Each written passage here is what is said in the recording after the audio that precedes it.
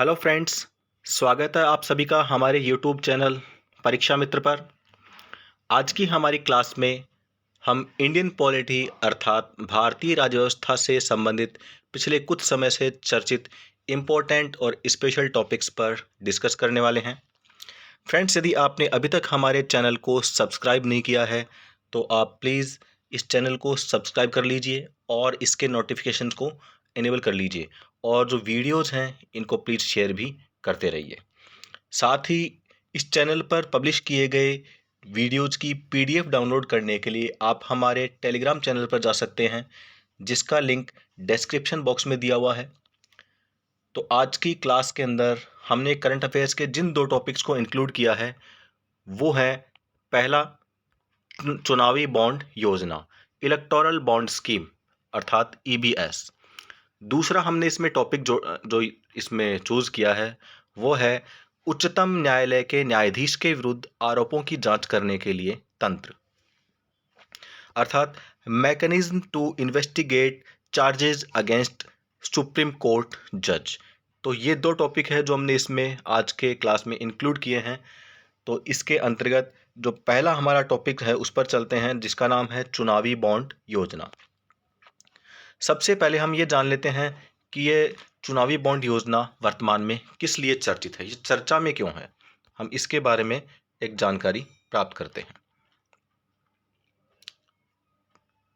देखिए, केंद्रीय सूचना आयोग यानी सेंट्रल इंफॉर्मेशन कमीशन सीआईसी, जिसे हम कहते हैं सीआईसी, इसने हाल ही में निर्णय दिया है कि सूचना के अधिकार अधिनियम यानी आरटीआई जो है, RTI right to information act जो है, उसके अंतर्गत इलेक्टोरल बॉन्ड स्कीम के जो दानदाता हैं उनकी पहचान को प्रकट करना किसी व्यापक लोक हित में नहीं होगा। अर्थात जो दान देने वाले लोग हैं उनकी पहचान सार्वजनिक करना आवश्यक नहीं है, उससे कोई लोकहित नहीं मिल रहा है। साथ ही इसे आरटीआई अधिनियम के प्रावधानों का उल्लंघन भी होगा। यह भी बताया गया कि इससे जो आरटीआई जो अधिनियम है उसके प्रावधानों का उल्लंघन भी होता है। आरटीआई अधिनियम की जो धारा 8 है उसके अंदर कुछ नियम ये बताए गए हैं कि जो लोक प्राधिकारी होता है वह किसी नागरिक को कुछ सूचनाएं देने की के लिए बाध्य नहीं होता है, जैसे कि किसी व्यक्ति को उसकी वैश्वासिक नातेदारी में उपलब्ध सूचना जब तक कि किसी सक्षम प्राधिकारी को यह महसूस नहीं हो जाता कि ऐसी सूचना के प्रकटन से विस्तृत लोकहित का समर्थन होता है। अर्थात कहने का मतलब कि ऐसी सूचना से कोई बड़ा लोकहित अगर हो रहा है तो ही ऐसी सूचना देनी होगी, अन्यथा उसके लिए वह बाध्य नहीं होगा। अब हम बात करते हैं चुनावी बॉन्ड से क्या तात्पर्य है, चुनावी बॉन्ड क्या होते हैं, इसके बारे में हम थोड़ी जानकारी ले लेते हैं। देखिए, चुनावी बॉन्ड जो होते हैं वो वास्तव में राजनीतिक दलों को गुप्तदान करने के लिए ब्याज मुक्त वित्तीय इंस्ट्रूमेंट होते हैं और एक वचन पत्र यानी प्रॉमिसरी नोट की तरह ये होते हैं। देखिए, 1 फरवरी 2017 को तत्कालीन वित्त मंत्री श्री अरुण जेटली ने बजट भाषण के अंदर इलेक्टोरल बॉन्ड स्कीम यानी ईबीएस पेश की थी। यह एक तरह का बैंक नोट होता है जिसे कोई भी भारतीय नागरिक या company state bank of India यानी भारतीय स्टेट बैंक से खरीद सकते हैं। एसबीआई से इन्हें खरीदा जा सकता है। यानी इन्हें कौन खरीद सकता है? इन्हें कोई भी भारतीय नागरिक या भारत में नियमित कोई भी निकाय अर्थात कंपनी इसे खरीद सकती है। विदेशी नागरिकों या विदेशी कंपनियों के द्वारा चुनावी बॉन्ड, भारत के चुनावी बॉन्ड नहीं खरीदे जा सकते हैं। अब हम बात करते हैं इन बॉन्ड्स के मूल्य वर्ग की, कि ये किस मूल्य वर्ग के अंदर ये बॉन्ड उपलब्ध होते हैं। तो ध्यान दीजिए कि ये जो इलेक्टोरल बॉन्ड जो हैं वो 1,000 रुपये से लेकर 1 करोड़ रुपए तक के जो बॉन्ड के जो मूल्य वर्ग हैं उसमें जारी किए जाते हैं।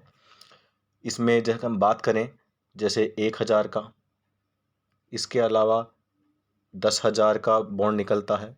इसके अलावा हम बात करते हैं कि 1 लाख का बॉन्ड भी इसके अंदर शामिल किया गया है और 10 लाख का बॉन्ड भी इसके अंदर शामिल किया गया है।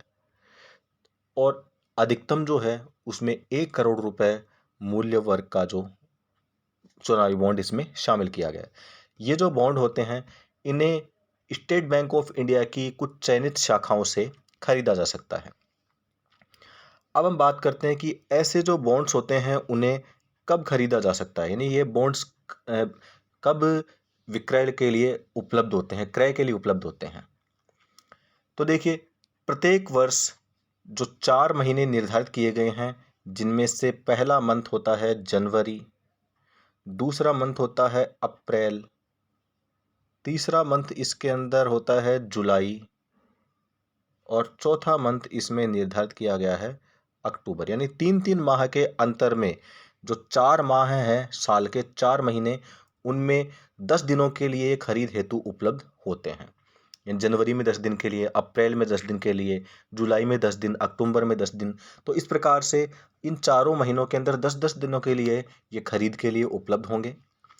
अब हम बात करते हैं इस बॉन्ड की जीवन अवधि के बारे में। जीवन अवधि अर्थात इनकी जो एक्सपायरी कब तक रहती है। तो देखिए, ये जो बॉन्ड्स होते हैं वो जारी होने की तिथि से 15 दिनों के भीतर जो रजिस्टर्ड राजनीतिक दल होता है उसके निर्दिष्ट खाते के अंदर जमा कराने होते हैं। अगर नहीं करवाए गए तो ये किसी काम के नहीं रहेंगे। अब देखिए, इन चुनावी बॉन्ड्स के माध्यम से दान प्राप्त करने के पात्र राजनीतिक दल कौन कौन से होंगे, कौन से ऐसे राजनीतिक दल हैं, पॉलिटिकल पार्टीज हैं जिन्हें चुनावी बॉन्ड के माध्यम से दान दिया जा सकता है।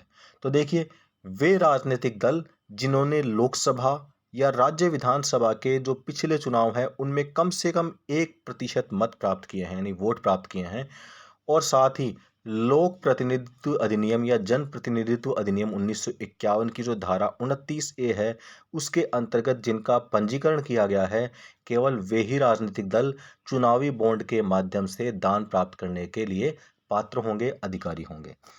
शेष जो राजनीतिक दल हैं उन्हें चुनावी बॉन्ड के माध्यम से धन प्राप्त करने का अधिकार नहीं है, वे इसके लिए पात्र नहीं होंगे। देखिए, केंद्रीय बजट 2017-18 के अंदर चुनावी बॉन्ड योजना की घोषणा की गई थी, यानी इलेक्टोरल बॉन्ड स्कीम की घोषणा 2017-18 के चुनावी बॉन्ड 2017-18 का जो बजट सत्र था उसके अंदर तत्कालीन वित्त मंत्री श्री अरुण जेटली के द्वारा इसे पेश किया गया था। और यह एक तरह का एक बैंक नोट होता है जिसे कोई भी भारतीय नागरिक या कंपनी खरीद सकती है। एसबीआई से इसे खरीदा जाएगा और बैंक को केवाईसी डिटेल देकर के 1,000 रुपये से लेकर के 1 करोड़ रुपए तक के जो चुनावी बॉन्ड है वो खरीदे जा सकते हैं।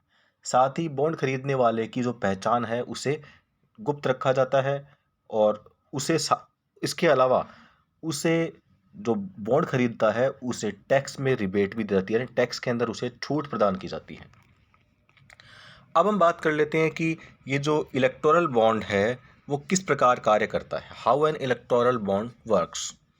देखिए, सबसे पहली स्टेप है नोटिफाइड बैंक्स आर चूजन, अर्थात जो अधिसूचित बैंकों का चयन किया जाता है। इसके लिए जैसे हम बात करते हैं कि इसके लिए भारत सरकार ने एसबीआई को इसके अंदर अधिसूचित किया है। एसबीआई जो स्टेट बैंक ऑफ इंडिया है उसे इसके लिए अधिसूचित किया गया है। अब दूसरी स्टेप इसके लिए क्या होगी, दूसरी स्टेप के अंदर जो नोटिफाइड बैंक है यानी अधिसूचित जो बैंक हैं वो चुनावी बॉन्ड जारी करते हैं। जैसे एसबीआई है वो क्या करेगा, चुनावी बॉन्ड जारी करेगा। थर्ड स्टेप में क्या होगा कि जो दान करने के इच्छुक दानदाता होते हैं वे अपने चेक या डिजिटल पेमेंट जैसे कि इंटरनेट बैंकिंग होता है, फ़ोन पे होता है, गूगल पे है, या जो यूपीआई हैं उनके माध्यम से चुनावी बॉन्ड खरीदे जा सकते हैं। किसके द्वारा, दानदाताओं के द्वारा। इसके बाद में हम बात करते हैं कि जो दानदाता है वो अपनी पसंद की जो पॉलिटिकल पार्टी है उसे एक स्पेसिफाइड टाइम फ्रेम के अंदर क्या कर सकता है, ये जो इलेक्टोरल बॉन्ड है वो उसे दे सकता है, उसको सौंप सकता है। यानी अपना जो जितने रुपए का उसने बॉन्ड खरीदा है वो राशि वह उस पॉलिटिकल पार्टी को दे सकता है। अब देखिए, इसमें आखिरी स्टेप क्या है कि जो बॉन्ड प्राप्त करने वाली जो पार्टी होती है वो इस बॉन्ड को एक ऐसे खाते में जमा करवाती है जिस खाते का पूरा विवरण चुनाव आयोग के पास में होता है, यानी इलेक्टोरल कमीशन के पास में, इलेक्शन कमीशन के पास में इस खाते की पूरी जानकारी होती है, पूरी सूचना इस खाते की उनके पास में होती है, और यह खाता इस इलेक्टोरल कमीशन की निगरानी में होता है।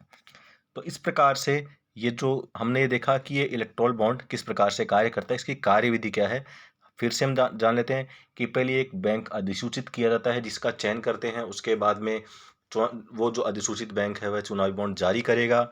उसके बाद में दानदाता क्या करेंगे, किसी भी चेक या डिजिटल पेमेंट के माध्यम से चुनावी बॉन्ड खरीदेंगे।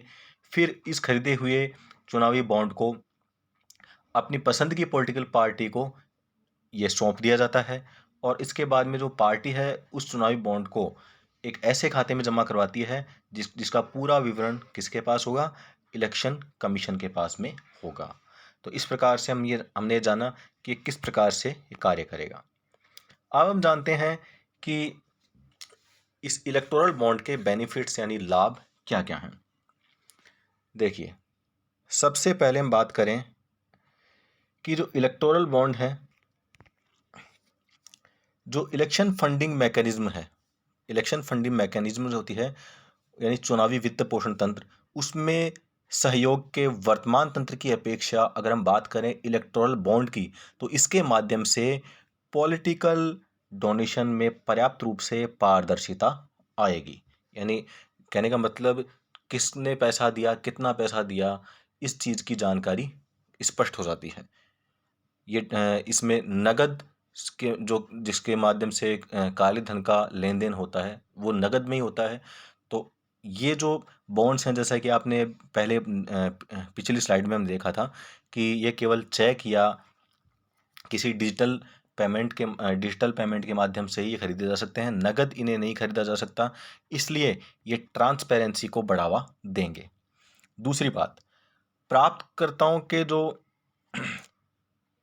प्राप्तकर्ता होते हैं उनके जो नॉन डिस्क्लोजर से लोगों को अपनी पसंद की पॉलिटिकल पार्टी को डोनेशन देने के प्रति आश्वस्त करेगा। यानी जो दानदाता हैं उनकी सूचना, उनकी पहचान को गुप्त रखा जाता है, ठीक है। और प्राप्तकर्ताओं का नॉन डिस्क्लोजर होता है, उससे जो भी व्यक्ति है वो जिसे चाहे अपनी पसंद की पॉलिटिकल पार्टी को ये अपना जो दान है, वो डोनेशन है, वो दे सकता है। अब देखिए कितनी फंडिंग आ रही है, इसके अलावा किस प्रकार से, किस रूप में ये आ रही है, फंडिंग किस रूप में आ रही है, और इस फंडिंग का सोर्स क्या है, ये इस तरह की सभी बातें हैं वो स्पष्ट रूप से मतलब सामने आएंगी। इसमें ये पता चलेगा कि फंड कहाँ से आया, किसने दिया, ठीक है, किस रूप में आ रहा है, सारी चीज़ों की जानकारी इसके माध्यम से हो जाती है। इसके हम बाद में बात करते हैं कि ये जो इलेक्टोरल बॉन्ड्स जो होते हैं वो कैश सिस्टम की बजाय क्लीन मनी जो होता है, यानी काले धन, एक होता है काला धन, एक होता है सफ़ेद धन। तो काले धन को ये क्या करते हैं, इग्नोर करते हैं, उससे दूर हटते हैं। कैश सिस्टम की बजाय जो क्लीन मनी है उसकी ओर बढ़ने के विचार को यह सुदृढ़ करता है, उसको मजबूत करता है, उसको मजबूती बनाता है, देता है। साथ ही अब हम बात करते हैं कि इसकी जीवन अवधि के बारे में। तो हमने जैसे बात की थी कि इसकी जीवन अवधि यानी क्रय और विक्रय एक बार खरीद करके और उसे खरीद करके उसे सौंपने की, जो किसी पॉलिटिकल पार्टी को सौंपने की जो अवधि है वो केवल 15 दिन की ही निर्धारित की गई है, जो इस बात के प्रति आश्वस्त करता है कि ये जो बॉन्ड है वो एक पैरेलल इकोनॉमी यानी कि एक समानांतर अर्थव्यवस्था का रूप नहीं ले सकते हैं। अर्थात केवल इनका जो प्रयोग है वो केवल जो राजनीतिक पार्टियों को दान के रूप में ही किया जा सकता है, अन्य किसी कोई पैरेलल इकोनॉमी के रूप में इसको परिवर्तित करके इसका उपयोग नहीं किया जा सकता है। ये इसीलिए है क्योंकि इसकी अवधि को, समय अवधि है इसको काफ़ी कम, अर्थात केवल 15 दिन का समय इसके अंदर दिया गया है। तो इस तरह से हमने जाना कि ये चुनावी बॉन्ड योजना क्या है, कब शुरू हुई, इसमें क्या क्या इसके अंदर प्रावधान है, हमने इसकी पूरी जानकारी प्राप्त कर ली है।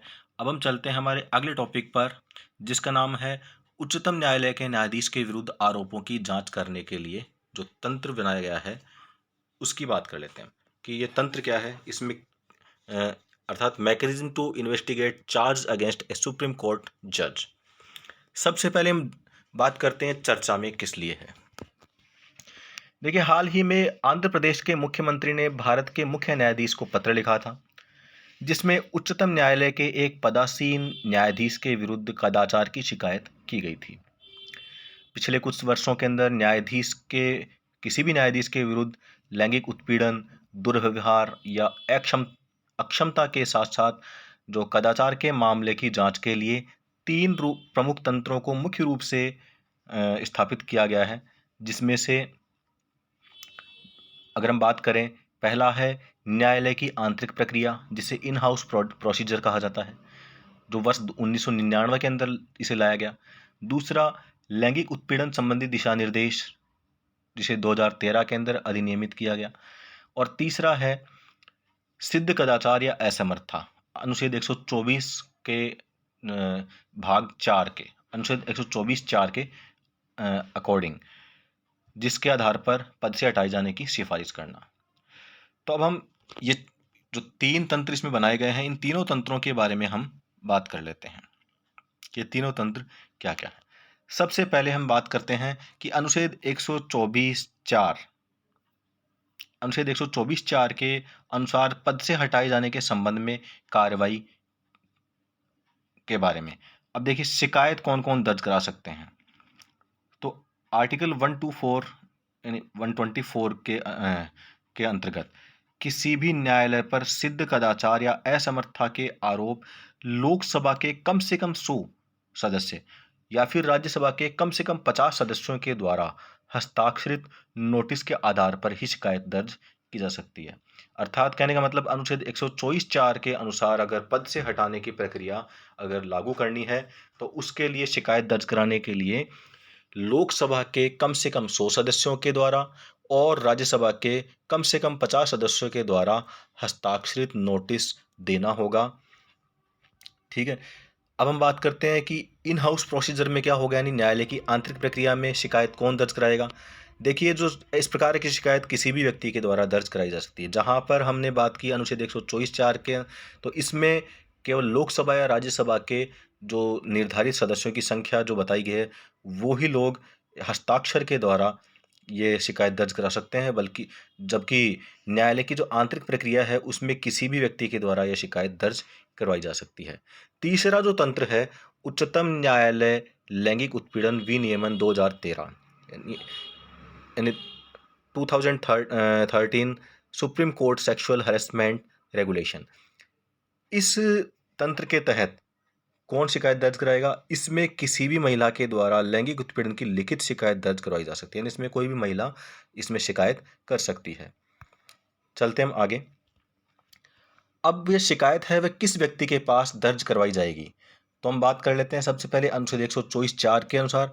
तो अनुच्छेद 124(4) के आधार पर अगर ये शिकायत दर्ज करवाई जा रही है, तो वह संसद के संबंधित सदन के पीठासीन अधिकारी को यह शिकायत दर्ज करवाई जाएगी। कहने का मतलब, यदि जो लोकसभा है, लोकसभा के जो 100 सदस्य अगर हस्ताक्षर के करके एक नोटिस पर हस्ताक्षर करके शिकायत दर्ज करवा रहे हैं, तो ऐसी स्थिति में वह शिकायत लोकसभा अध्यक्ष के समक्ष दर्ज करवाई जाएगी। और वहीं अगर हम बात करते हैं राज्यसभा की, तो राज्यसभा के कम से कम 50 सदस्यों ने अगर हस्ताक्षर करके एक नोटिस पर हस्ताक्षर करके शिकायत दर्ज करवाई है, तो वह शिकायत राज्यसभा के जो सभापति, जो कि उपराष्ट्रपति होते हैं, उनके समक्ष ये जो शिकायत है वो दर्ज करवाई जाएगी। हम बात करते हैं न्यायालय की आंतरिक प्रक्रिया के संदर्भ में। तो यहाँ पर यह शिकायत किसके पास दर्ज होगी? तो देखिए, यहाँ पर यह जो शिकायत है वह भारत के चीफ जस्टिस ऑफ इंडिया यानी भारत के मुख्य न्यायाधीश या फिर भारत के राष्ट्रपति प्रेसिडेंट ऑफ इंडिया, इनमें से किसी के भी समक्ष यह शिकायत दर्ज करवाई जा सकती है। तीसरा जो तंत्र था, जिसमें उच्चतम न्यायालय के लैंगिक उत्पीड़न विनियमन 2013 था, उसमें हम बात करते हैं लिंग संवेदीकरण और आंतरिक शिकायत समिति यानी gender sensitization and internal complaints committee, जिसे GSICC भी कहा जाता है, इसके सामने यह शिकायत है वो दर्ज करवाई जा सकती है। देखिए, अब इसकी प्रारंभिक जांच की बात करते हैं कि इसमें प्रारंभिक जांच किस प्रकार से की जाएगी, कौन करेगा, क्या क्या इसकी प्रक्रिया होती है। तो सबसे पहले हम बात करते हैं संसद वाली, कि संसद के अंदर शिकायत दर्ज की गई है हटाने के लिए। तो ऐसी स्थिति में जो यदि नोटिस है वो उस उचित प्रारूप में हो तो पीठासीन अधिकारी यानी लोकसभा अध्यक्ष या राज्यसभा के सभापति यानी उपराष्ट्रपति शिकायत की जांच के लिए 3 सदस्यों की एक समिति का गठन करेंगे।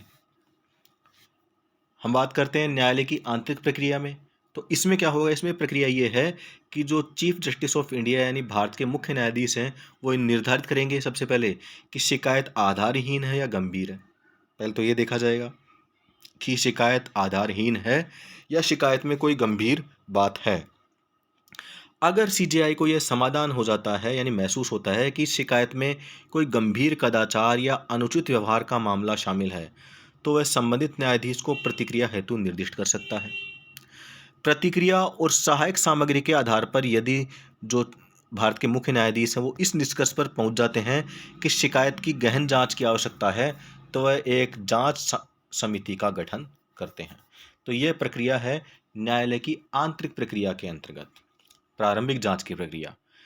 अगर यही बात करते हैं हम जो 2013 के supreme court sexual harassment regulation के अंतर्गत, तो इसमें यदि जीएसआईसीसी इस संदर्भ में संतुष्ट हो जाती है, उसे लगता है कि शिकायत वास्तव में ऐसा कुछ हुआ है, ऐसी कोई गड़बड़ हुई है, तो शिकायत वास्तविक हो तो वह शिकायत की जांच के लिए 3 सदस्यीय आंतरिक उपसमिति का एक गठन कर लेती है। तो ये थी प्रारंभिक जांच की बात। अब हम बात करते हैं जांच की संरचना की जांच समिति है उसकी संरचना के बारे में। देखिए, जो समिति का गठन किया जाता है, हम बात करते हैं लोकसभा की समिति के लिए। तो लोकसभा के द्वारा या जो राज्यसभा या लोकसभा, संसद कहने का मतलब संसद के जो दोनों सदन हैं उन सदनों के द्वारा अगर उन सदनों के द्वारा शिकायत दर्ज करवाई जाती है तो ऐसी स्थिति में जो उस समिति है जांच समिति, उसके अंदर उच्चतम न्यायालय के मुख्य न्यायाधीश या फिर कोई भी अन्य न्यायाधीश, एक तो सुप्रीम कोर्ट के या तो मुख्य न्यायाधीश हों या कोई अन्य न्यायाधीश हों, और उनके अलावा किसी उच्च न्यायालय का एक मुख्य न्यायाधीश उसमें शामिल होगा और एक पारंगत विधिवेत्ता। पारंगत विधिवेत्ता का मतलब जो कानून का एक अच्छा जानकार हो। ऐसे 3 व्यक्तियों को, अब ध्यान से दीजिए, उच्चतम न्यायालय के मुख्य न्यायाधीश या कोई भी अन्य न्यायाधीश, पहला व्यक्ति तो वह है। दूसरा, इस समिति के अंदर जो व्यक्ति शामिल किया जाता है वो है किसी उच्च न्यायालय के मुख्य न्यायाधीश को, और तीसरे हैं कोई पारंगत विधिवेत्ता यानी कोई कानून का एक अच्छा उच्च कोटि का जानकार व्यक्ति। इन 3 व्यक्तियों को शामिल किया जाता है इस जांच समिति में। अगर ये जो समिति है वो न्यायालय की आंतरिक प्रक्रिया के तहत समिति का गठन किया जाता है तो इसके अंदर 3 न्यायाधीशों को शामिल किया जाता है, जिसमें उच्चतम न्यायालय के 1 न्यायाधीश और 2 उच्च न्यायालयों के जो मुख्य न्यायाधीशों को शामिल किया जाएगा। हम बात करते हैं उच्चतम न्यायालय की लैंगिक उत्पीड़न विनियमन 2013 के अनुसार अगर शिकायत दर्ज की गई है, उसमें शिकायत दर्ज की गई है तो उस स्थिति में जो जीएसआईसीसी है उसके सदस्य या फिर उसके सदस्य जीएसआईसीसी के द्वारा नामित कोई व्यक्ति इस समिति के अंदर शामिल होता है जांच समिति में, जिसमें एक महिला और एक बाह्य विशेषज्ञ व्यक्ति का बहुमत होता है, यानी ये लोग इसके अंदर शामिल किए जाते हैं। तो इस प्रकार से ये जो आरोप हैं उनकी जांच करने के लिए अलग अलग मैकेनिज्म बनाई गई हैं। तो उन अलग अलग मैकेनिज्म के अंदर शिकायत कौन दर्ज करवाएगा, शिकायत किसके पास दर्ज करवाई जाएगी, प्रारंभिक जांच किस प्रकार से की जाएगी, जांच समिति की संरचना किस प्रकार की होगी, तो इन सारी बातों का हमने इसमें डीपली अध्ययन कर लिया है। हमने इसके बारे में सारी जानकारी प्राप्त कर ली है।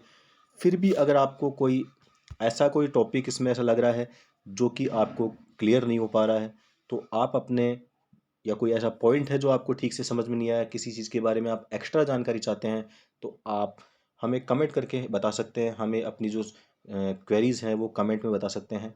साथ ही आपके कोई अगर वीडियोज़ को लेकर के, क्लास को लेकर कोई सुझाव हो तो भी आप हमें कमेंट करके इसके बारे में बता सकते हैं। तो आज की क्लास के अंदर का इतना ही है। धन्यवाद।